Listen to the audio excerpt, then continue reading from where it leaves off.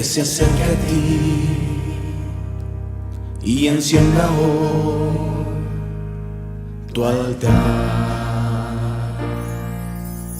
Déjalo.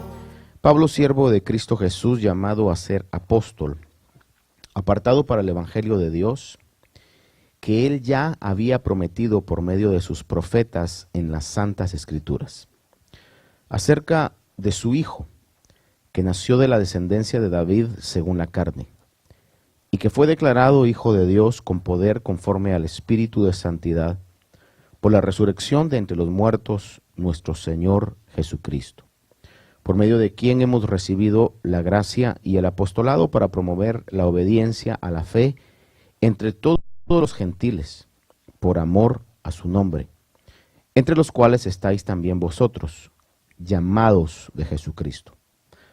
A todos los amados de Dios que están en Roma, llamados a ser santos, gracia a vosotros y paz de parte de Dios nuestro Padre y del Señor Jesucristo.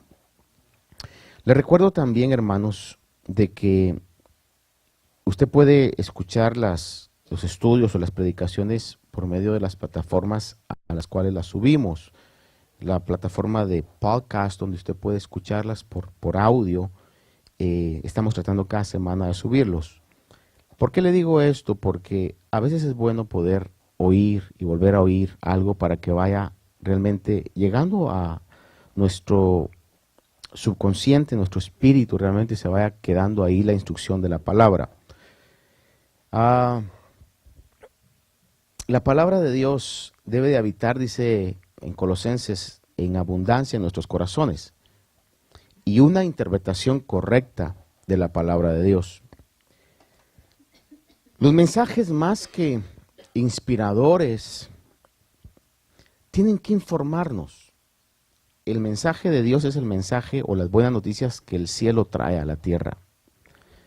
Y la mejor noticia que el cielo ha traído es que a través de la persona de Jesucristo podemos llegar a ser salvos.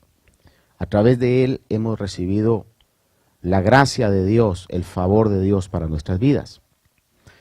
Del versículo 1 al 7 podríamos hablar y hablar mucho, lo que ya hemos hablado, creo yo, en 3 viernes acerca de esto. Hemos llegado al versículo 7.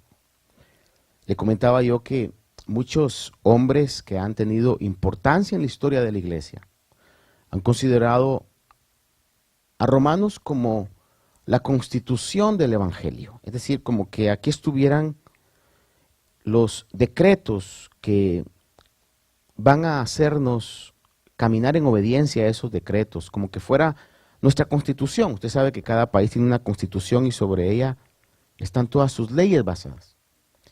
Romanos es tan importante porque es como que pusiera el fundamento del evangelio. El apóstol Pablo es quien la ha escrito, y hablábamos en la primera sesión de estudio que teníamos de Romanos acerca de la importancia de la persona de Pablo. Aparte de eso, veíamos que en estos versículos, versículo 4 específicamente, después de que en el versículo 3 se declara que Jesucristo había venido de la descendencia de David, dice que fue declarado Hijo de Dios con poder conforme al Espíritu de Santidad. Y esa frase, Espíritu de Santidad, es una manera de referirse también al Espíritu Santo. Es decir, que el Espíritu Santo fue el que declaró a Jesús Hijo de Dios con poder. Él era Hijo de Dios, pero con poder fue investido con ese título cuando resucitó de entre los muertos.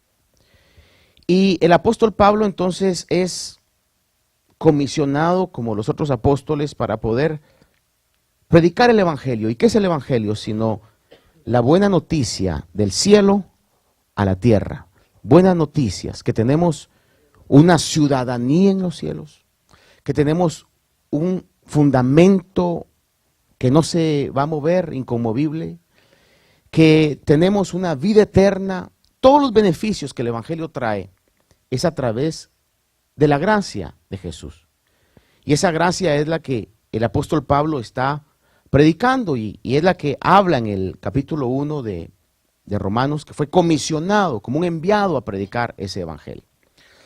El versículo 6 dice que entre los cuales estáis también vosotros llamados de Jesucristo. Y concluíamos esto el día viernes diciendo de que el Evangelio, claramente el libro de Romanos más adelante lo declara, dice que Dios, aquellos que ha conocido en su mente tan maravillosa que no querramos entender la mente de Dios. Hay cosas que nosotros tenemos que creer de la palabra, aunque no tengamos la capacidad de comprenderla. Por ejemplo, la eternidad es un concepto que es difícil comprender. Eternidad, ¿cómo va a ser eso de que pasen cientos, miles de años y uno todavía va a tener vida dentro de uno? Es un concepto difícil de entender para nosotros que estamos realmente limitados al tiempo y al espacio. Sin embargo, la palabra lo dice y es una realidad porque la palabra de Dios lo dice. Fíjese que una de las ilustraciones que nos pueden ayudar a comprender lo que es el ambiente donde Dios habita y lo que es el ambiente donde Dios está, donde nosotros estamos, es como que nosotros estuviéramos en un container, en una caja, si usted quiere de cartón o de cualquier material. Y dentro de esa caja nosotros no podemos ver nada más que lo que hay en esa caja. Sin embargo, afuera de esa caja hay un mundo grande, pero que no vamos a poder comprender a menos que alguien salga de esa caja y nos deje saber de que hay algo más después de esa caja.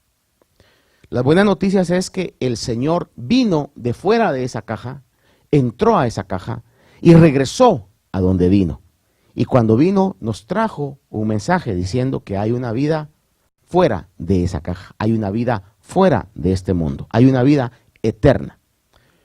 ¿Cómo es? Creo que el cielo es grandísimo, creo que Dios es algo que no podemos concebir en nuestra mente, pero el Señor trajo esa buena noticia, la dejó establecida en su palabra, y si lo creemos, hermano, por medio del Espíritu de Dios, se va a cumplir en nuestra vida. Ese es el Evangelio, es predicarle a un mundo que está prisionero por el pecado y por el enemigo que es el príncipe de este mundo, predicar que hay esperanza, y esa esperanza fue a través de la venida del Señor Jesucristo. Y el Señor nos llamó, por eso aquí en el verso 6, Pablo habla y dice, llamados de Jesucristo.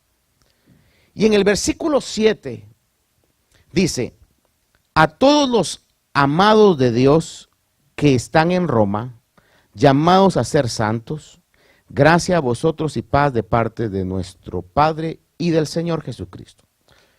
Hoy quisiera ver con usted, en base a este versículo 7, tres diferentes cosas o palabras que nos califican, la Biblia nos califica a nosotros, cómo Dios nos ve y cómo es que realmente somos. La primera es la palabra amado. Dice, a todos los amados de Dios. El amor de Dios para nosotros es incomparable. Présteme atención a esta ilustración. Hay una leyenda de un hombre sumamente rico, en su tiempo, sumamente rico, que tenía una colección valiosísima. Aparte de sus propiedades, tenía una colección de mucho dinero, de arte, esculturas, pinturas, tesoros de toda clase de tipo. Este hombre tenía un hijo y contrató a un pintor muy famoso de su época para que hiciera un retrato de su hijo. El pintor pintó al hijo, pero el hijo padeció de una enfermedad y trágicamente murió. El padre amaba tanto a su hijo que realmente esa pintura para él era valiosísima. Era en el tiempo donde no había la facilidad de poder tomar fotos. Llegó el tiempo cuando este hombre de negocios falleció, murió. Y entonces dejó un testamento, y en el testamento dijo que en su muerte subastaran todas sus posesiones. Obviamente se reunieron todos, comenzó la subasta, y el primer artículo que se estaba subastando era la pintura de su hijo, que él amaba con todo su corazón. Estaba toda la gente que estaba con los recursos y quería adquirir todas las posesiones de este hombre. Y comenzaron diciendo, bueno, ¿quién da $5 por esta pintura? Nadie daba nada. De repente, un sirviente de este hombre de color que se había criado en su casa, dijo, bueno, $5 es todo lo que yo tengo, pero yo quiero comprar la foto del muchacho, del joven. Como nadie más ofreció porque a nadie le interesaba, el que estaba subastando cerró la subasta y el hombre se llevó la foto que nadie quiso. La sorpresa iba a venir. Cuando estaba estipulado en el testamento del hombre, que cualquiera que comprara la foto del hijo, se adquiría también toda la herencia. Ese es el evangelio de Cristo. Cualquiera que acepte a Cristo, agarra toda la herencia del cielo. Por eso es que el evangelio es una buena noticia. Y nadie que no abrace la persona de Jesucristo va a poder alcanzar todos los beneficios del evangelio. Por eso creo que en la maravillosa voluntad de Dios nos permitió estudiar el evangelio de Juan, donde se presenta a Jesús como el Hijo de Dios en su divinidad. Y a través de él, fíjese, nosotros también somos amados. Ahora yo quisiera llevarlo a considerar con usted algunos versículos que nos hablan del amor de Dios. El amor de Dios. ¿Sabe por qué nos ama a Dios? Porque Dios ama a Jesucristo. Y nos ve a través de Jesucristo y por eso su amor es derramado sobre nosotros. Romanos 5:5 dice, y la esperanza no desilusiona porque el amor de Dios ha sido derramado en nuestros corazones por medio del Espíritu Santo que nos fue dado. Te repito esto. Padre, Hijo, Espíritu Santo, la Trinidad que la Biblia enseña. Entenderla es imposible. Cualquiera que me dijera a mí, yo entiendo cómo es la Trinidad, yo le diría, realmente no lo entiende. Pero la Biblia lo habla, y porque la Biblia lo habla, si yo lo creo es realmente lo que importa en este momento.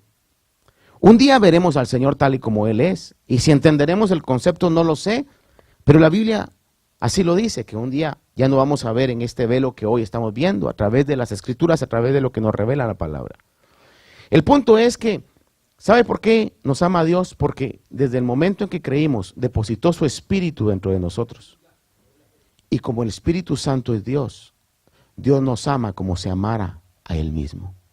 Y su amor es derramado a nuestros corazones. Por eso cuando el Señor habla acerca, en la figura del matrimonio, dice, grande es este misterio, pero no lo digo yo esto, sino en relación a Cristo y la iglesia, hablando del amor que el marido debiera tener a la esposa o a su mujer, es porque de esa manera Dios ama a su pueblo, porque lo considera que es uno con Él. ¿Por qué razón nos considera Dios que somos parte de Él? Porque ha derramado su Espíritu dentro de nuestros corazones. Dice la palabra en Romanos que Él ha derramado su Espíritu dentro de nuestros corazones y por esa razón el amor de Dios es derramado. Dios nos ama de una manera sobrenatural. El 8:35 de Romanos dice, ¿quién nos separará del amor de Cristo? Tribulación o angustia, o persecución o hambre, o desnudez, o peligro, o espada. Dice, ¿quién nos separará del amor de Cristo? Si usted ha creído, hermanos, tengamos la certeza, la seguridad, más allá de nuestro entendimiento, que el amor de Dios por su pueblo, si somos parte de su pueblo, es sumamente grande, inmenso. El día de hoy veía una aclaración que un siervo de Dios, una trayectoria de muchos años atrás, Luis Palau decía, no sé si algunos se han enterado, que él mismo sacó un video diciendo que le han diagnosticado cáncer. Yo me recuerdo haber crecido con un programa donde sonaba un teléfono y decía, señor Palau, quisiera hacerle una pregunta. Se llamaba Luis Palau Responde. Una de las cosas que me impactó de Luis Palau es que en esos videos vi una versión en inglés y otra versión en español. Es que en todas ellas habló la palabra de Dios. Si no dijo creo más de 5 o 6 versículos en cada una de ellas. Creo que es un hombre, uno de sus consejos para él fue, si a usted le cuesta leer la Biblia, dice, hágase una rutina, lea un capítulo de Proverbios cada día. Y como tiene 31 capítulos, pues cuando termine un mes, vuelvo otra vez al 1. Y los meses que tengan menos de 30, pues lea 1,5 o lea 2. Pero lo que me impactó fue la tranquilidad con la que lo oía hablar de su partido. Oh, hermano, si algo yo pudiera imitar, quisiera imitarle eso. Tranquilidad. Dijo, realmente una de las cosas, no sé si me equivoco con esto, dijo, anhelo ver el rostro de mi Señor. ¿Qué diferencia enfrentar eso de alguien que ha tenido la buena noticia a alguien que no tiene a Jesús como su Salvador y tiene miedo a la muerte y a enfrentar la eternidad? Hermanos, ¿quién nos separará del amor de Cristo? Y el pasaje más adelante habla también que ni la vida ni la muerte, nada podrá separarnos del amor de Dios que es en Cristo Jesús. Yo me gozo con eso, no sé si usted se goza con eso, porque el amor de Dios ha sido derramado sobre nosotros. Por eso dice en el verso 7, amados, amados, la iglesia de Cristo, aquellos que hemos sido llamados por Dios, por su gran misericordia, somos amados de Dios.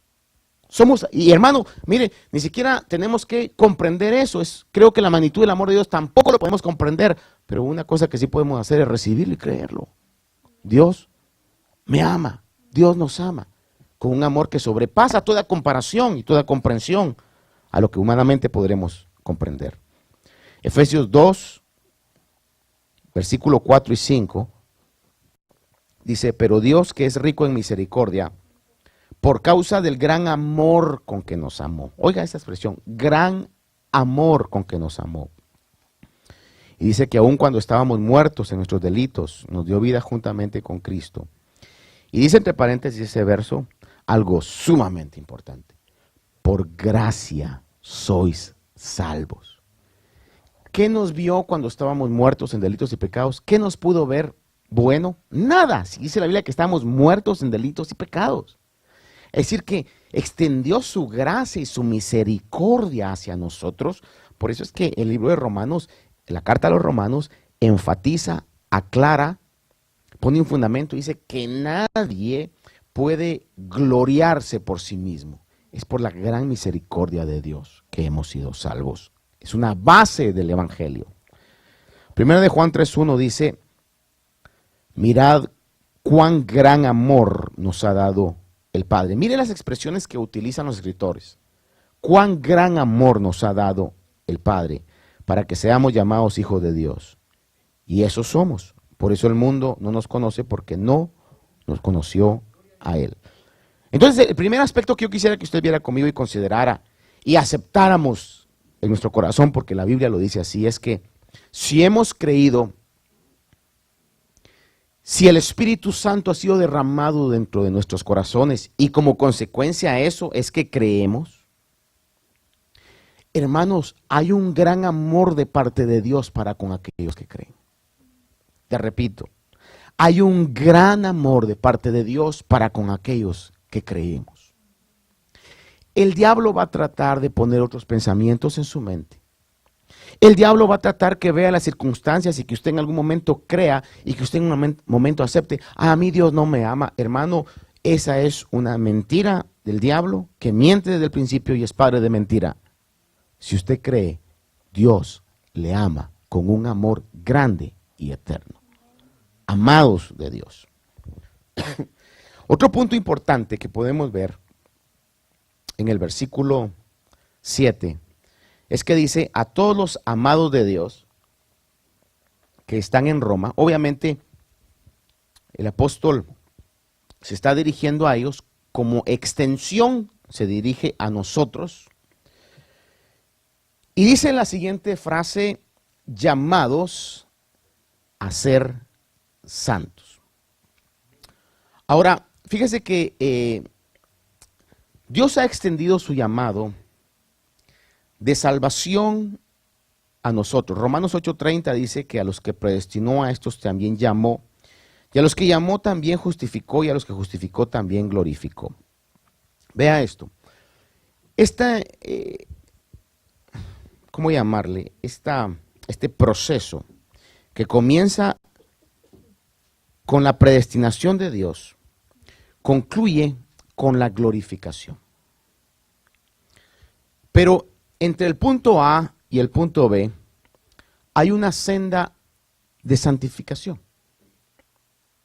Dios nos conoció en su eterna sabiduría, nos llamó y dice que a estos también justificó por medio de su sacrificio, nos considera justos, y a los que justificó también glorificó. Es decir que en el plan de Dios, aquellos que han sido llamados por su misericordia, Dios, la meta final es que los va a glorificar. ¿Qué es glorificar? Los va a revestir de gloria. Nosotros que estábamos muertos en delitos y pecados, vamos a ser revestidos de gloria por su infinita misericordia y por su gracia. Ahora, déjeme leerle otro pasaje aquí. 2 Tesalonicenses 2, versículos 13 y 14.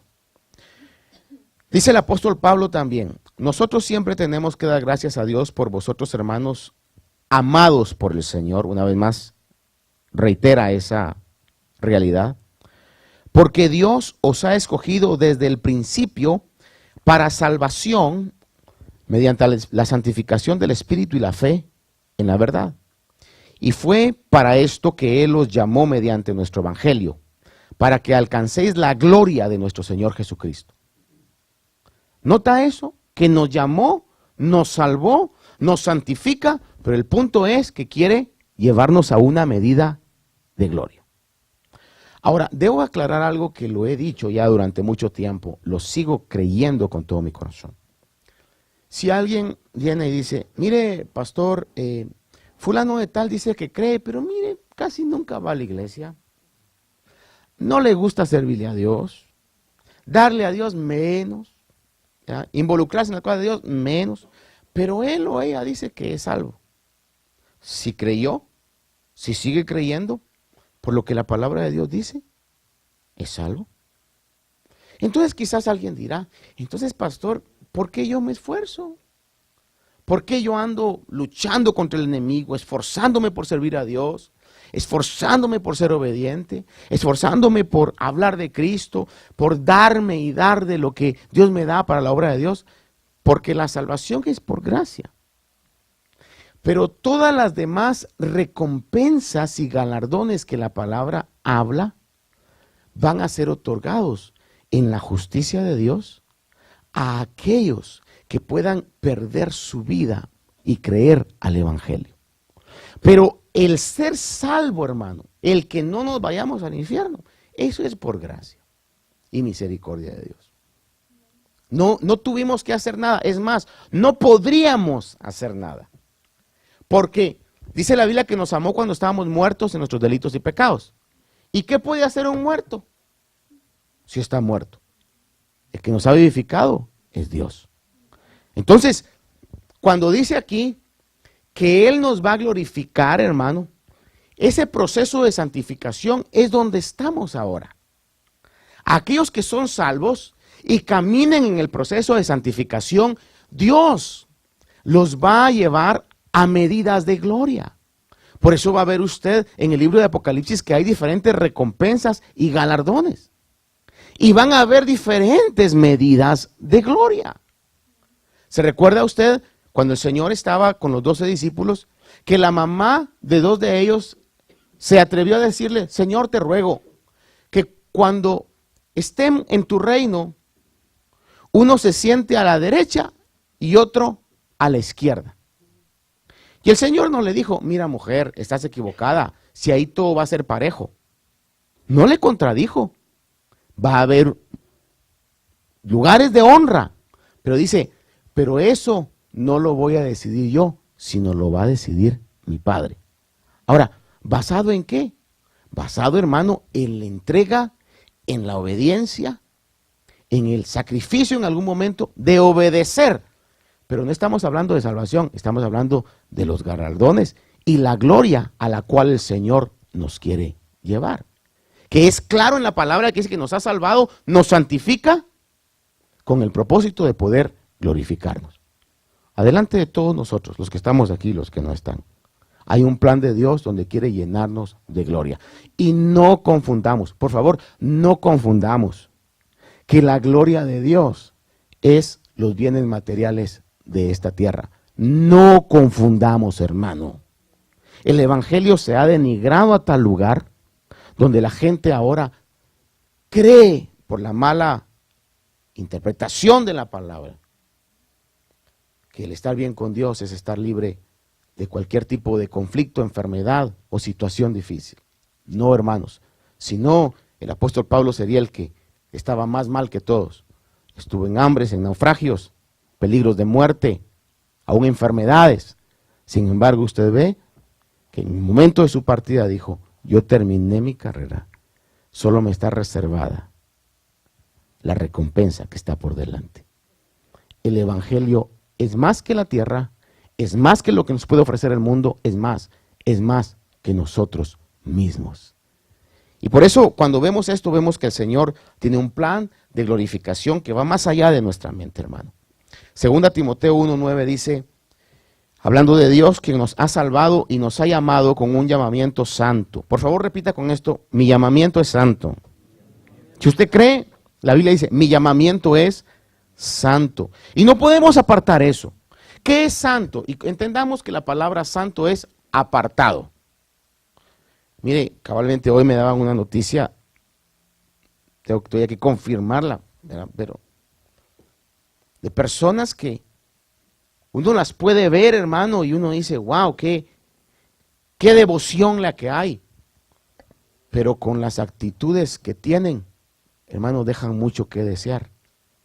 Y ese tipo de personas, hermano, que alguien dijo la otra vez, no se avergüenzan del evangelio, pero el evangelio sí se avergüenza de ellos. Hermanos, entendamos que nuestro llamamiento es para santificación y no podemos apartar eso. Luchemos todos. Cuando vengan las opciones, las propuestas del enemigo, luche en contra de eso. Porque el Señor nos ha salvado para un llamamiento santo, para ser apartado para Dios. Dice aquí la palabra entonces, que nos ha salvado y nos ha llamado con un llamamiento santo, no según nuestras obras, sino según su propósito y según la gracia que nos fue dada en Cristo Jesús. Vea esto, desde la eternidad. Veamos lo que es la palabra de Dios y aceptémoslo. No le pido yo que lo entendamos hoy. Si usted me pregunta, pastor, ¿usted lo entiende? No, hermano, no lo entiendo. No entiendo qué es que Dios me haya visto desde la eternidad. No lo entiendo. Pero la Biblia lo dice. Pregunto hoy, ¿cuántos creemos que la Biblia es la palabra de Dios? Y la Biblia lo dice, que me vio desde la eternidad. Mire, si somos nosotros, y este ejemplo yo lo pongo, somos nosotros a veces tan escasos de esa capacidad. Me va a disculpar con el ejemplo, quizás no se aplica a usted. Pero yo me recuerdo que cuando tenía yo familiares que habían venido a los Estados Unidos y me comentaban, fíjate que allá las carreteras son de 5 líneas en un lado y 5 líneas del otro lado. Yo no lo podía concebir. 5 líneas, sí, me decía. Hay 5 líneas que van para allá y 5 líneas que van para acá. Y me decían, ¿y sabes qué es lo más tremendo? Que las 5 líneas se llenan de carros de los dos lados. Yo me ponía a pensar, Dios mío, ¿cuánto carro? Ellos me hablaban, algunos de ellos de California. Usted sabe que las estadísticas años atrás decían que solamente los carros que hay en California era la misma cantidad de carros que había desde México hasta Chile. Una vez me recuerdo que fui con un hermano que manejaba trailers desde Los Ángeles a Sacramento, que es la capital de California.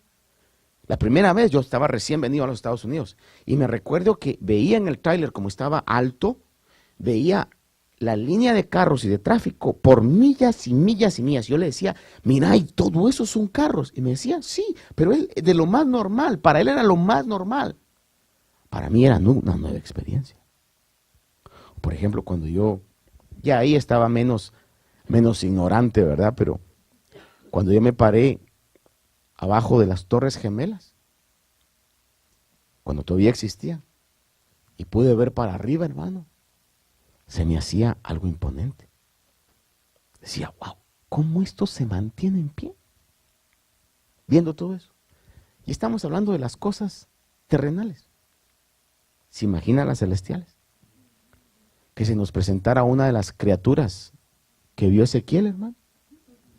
Nos da infarto. Terminamos, pero sin embargo, llenas de ojos, o de las que están en el trono de Dios, ojos por todos lados, hermano. Sin embargo, la Biblia dice que así es otra dimensión. De igual manera, como Dios nos vio de la eternidad y nos escogió, quizás algún día lo vamos a entender. El punto es que si creemos, y ese es el punto, si creemos hoy, hermano, sintámonos privilegiados, amados de Dios. Pero recordemos también que Dios nos ha amado, hermano, y el propósito principal, me lo recuerdo a mí, nos lo recuerdo a todos nosotros, es con el propósito de tener una vida de santidad, de una vida apartada. Por eso la iglesia tiene que ser distinta en sus pensamientos, palabras y conductas a lo que es el mundo. Por eso hoy tenemos que volver a las Escrituras y saber, hermano, de que nuestro llamado es para ser santos. Santificación. Primera de Corintios 3, 16, 17 dice: ¿no sabéis que sois templo de Dios y que el Espíritu de Dios habita en vosotros?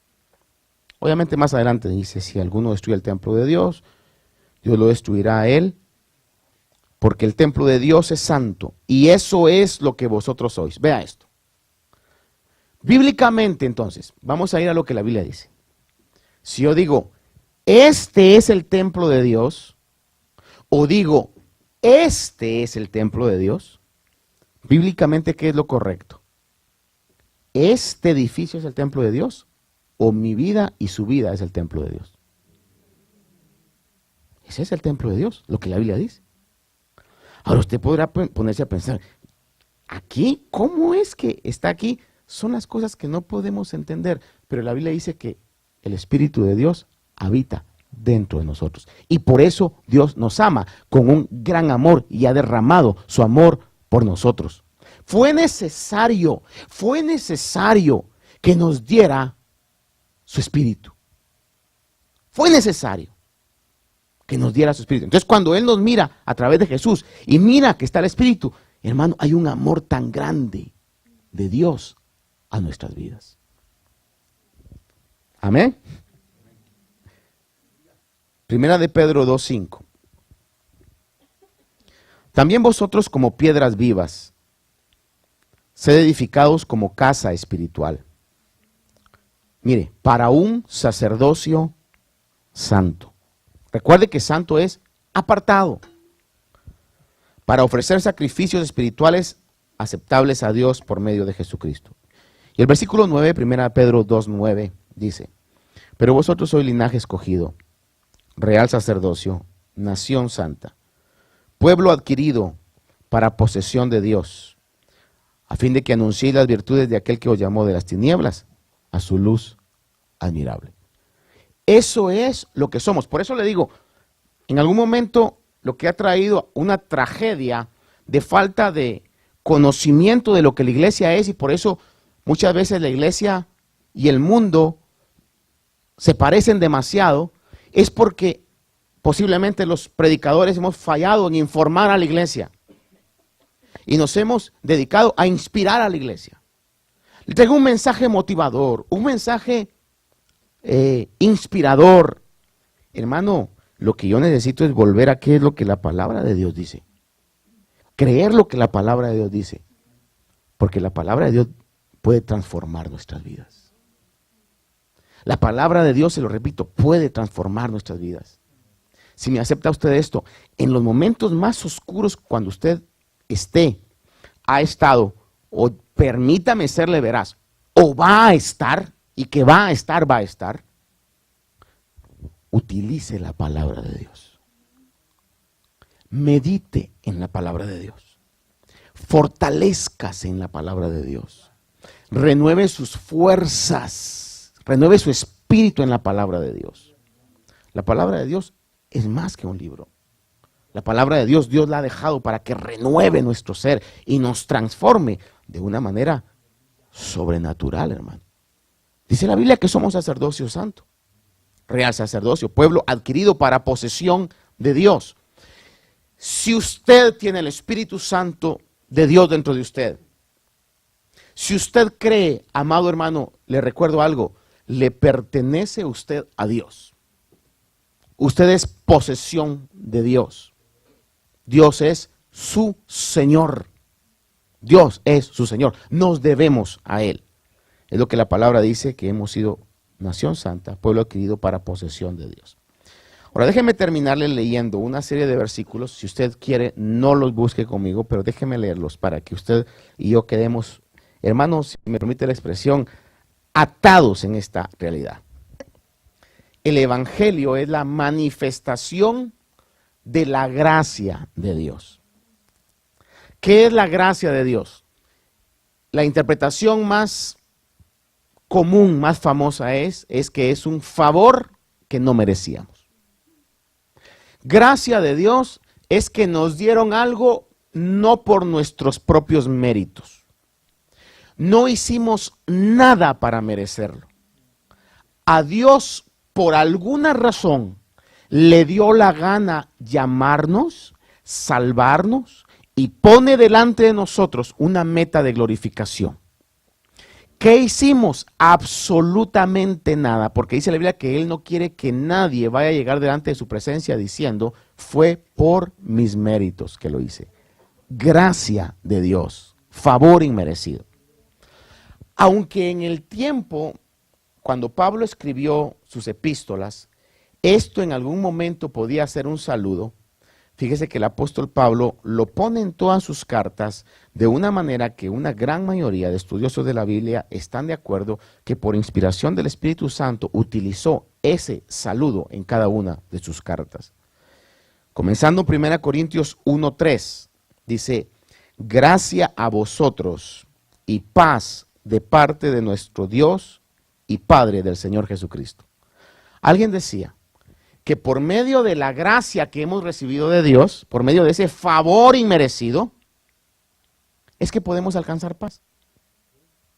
Por eso le decía yo que realmente me llegaba a oír a este siervo de Dios con la tranquilidad, y obviamente él dice, yo he llorado porque la partida de su familia es algo que él lo ve y va a ser difícil, quizás para ellos, no tanto para él porque sabe a dónde va.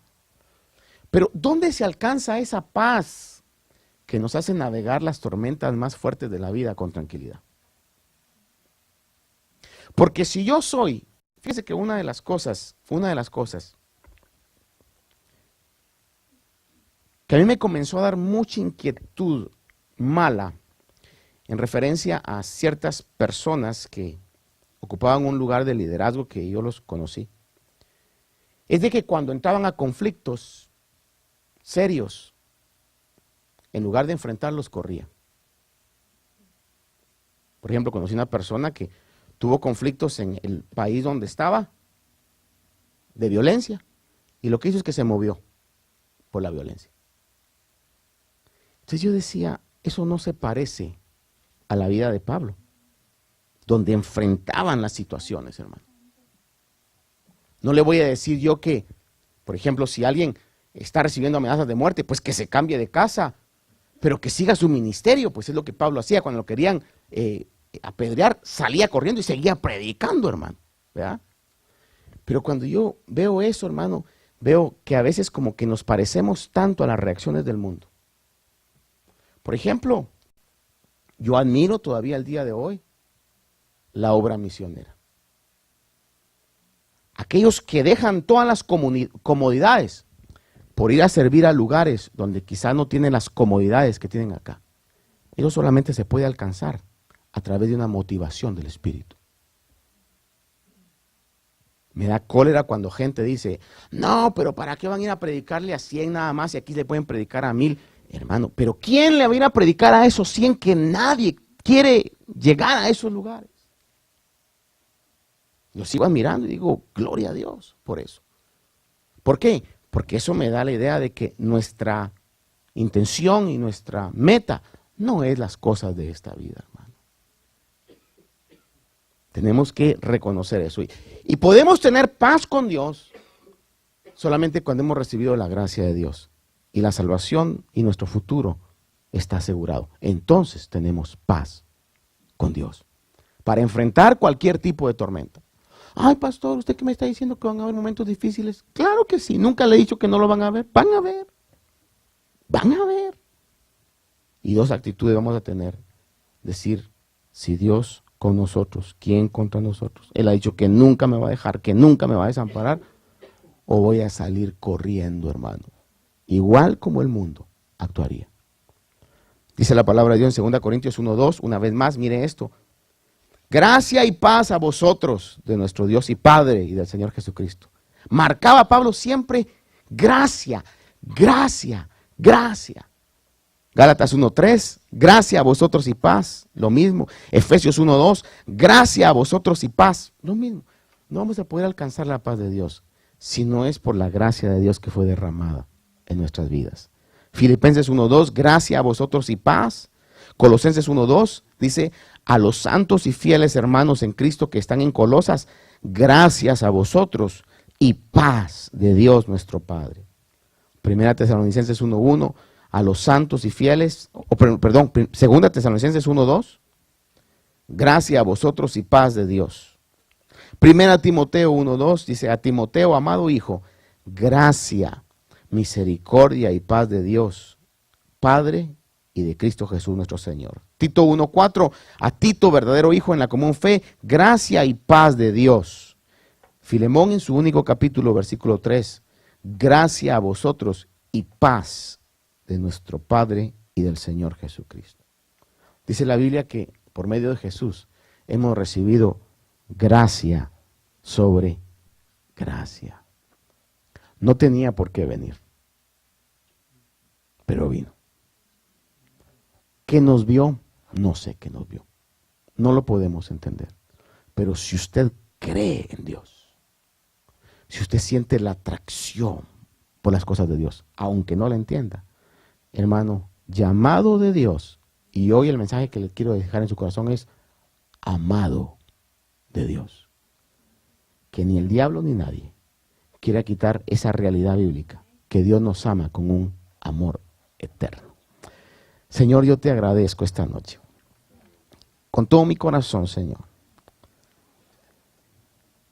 porque no comprendo a totalidad tu gran amor, porque no comprendo a totalidad, Señor, tu plan, cómo es, Señor, que nos viste desde la eternidad, que nos llevará, Señor, a una etapa de glorificación, sabiendo lo que somos, sabiendo las debilidades que hay dentro de nosotros. Pero si tu palabra lo dice, Señor,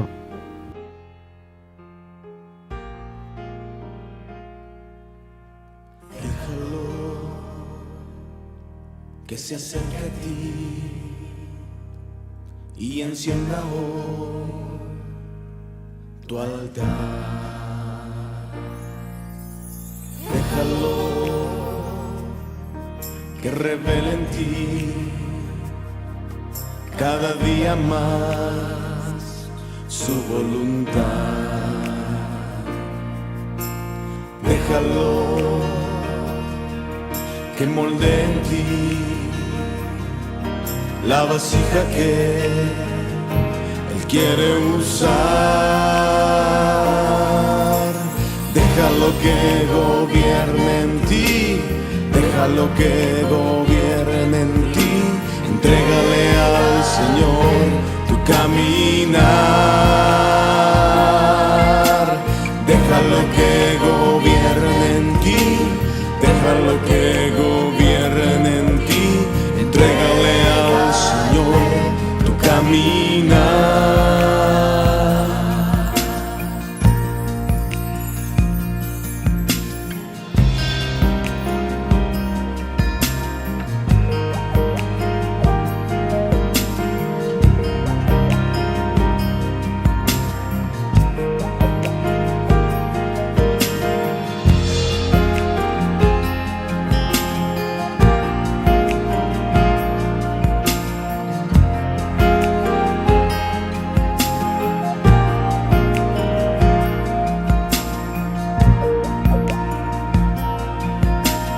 Déjalo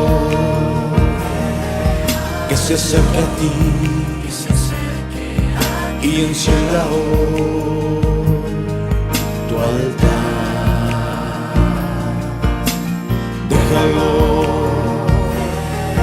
que revele en ti cada día más su voluntad. Déjalo que moldee en ti la vasija que Él quiere usar. Déjalo que gobierne en ti, déjalo que gobierne en ti. Entrégale al Señor tu caminar. Déjalo que gobierne en ti, déjalo que gobierne en ti.